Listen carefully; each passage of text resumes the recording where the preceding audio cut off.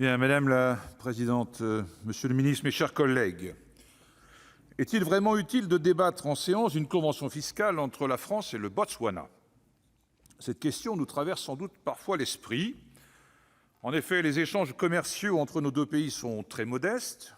Le Botswana est le 185e client de la France, notre collègue Requier l'a rappelé tout à l'heure, dans le classement mondial. Et ce pays ne représente que 0,1% du marché mondial des services financiers offshore. Malgré cette situation particulière, il nous paraît important, voire essentiel, que le Parlement soit associé en permanence à tous les sujets qui visent à prévenir la fraude et l'évasion fiscale en matière d'impôt sur le revenu. Comme il devrait l'être aussi de manière systématique s'agissant de la constitution de la liste française des paradis fiscaux. Ce sont des sujets essentiels qui ne devraient pas échapper aux élus de la nation, dans la mesure où ils touchent à la perception des moyens financiers des États pour financer les services publics, la justice sociale et notre modèle de société. Or, précisément, le Botswana a été retiré de la liste française des paradis fiscaux par décision ministérielle le 6 janvier dernier, avant que le Parlement n'ait à statuer sur cette convention. Nous trouvons cette méthode quelque peu méprisante à l'endroit des élus. Cette décision est prise sur la base d'un engagement du Botswana de créer les conditions d'une meilleure transparence et d'une amélioration de la transmission d'informations fiscales et financières. Tout retrait de la liste aurait dû, selon nous, être conditionné à la mise en œuvre effective de ces engagements sur lesquels, cela a été rappelé par certains d'entre vous, des doutes persistent.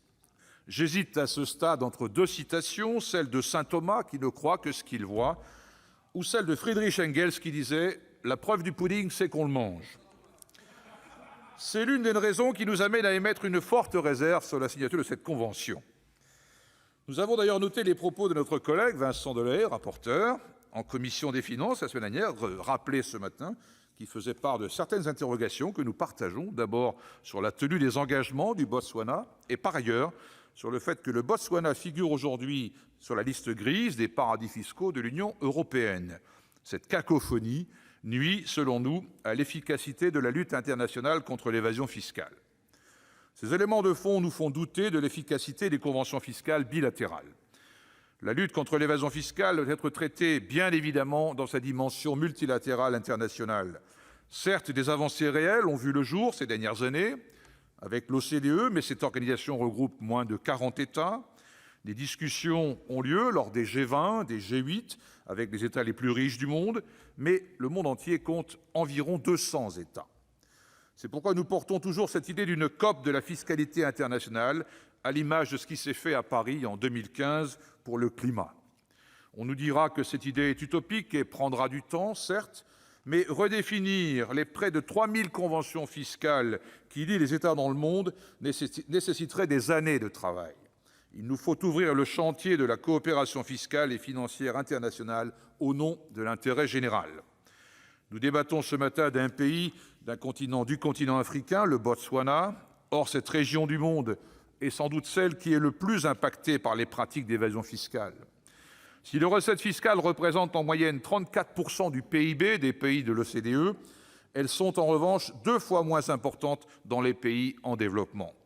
Or, pour assurer leur développement et leur autonomie, ces États ont besoin d'accroître leurs dépenses consacrées aux infrastructures, aux services de base et aux transferts sociaux.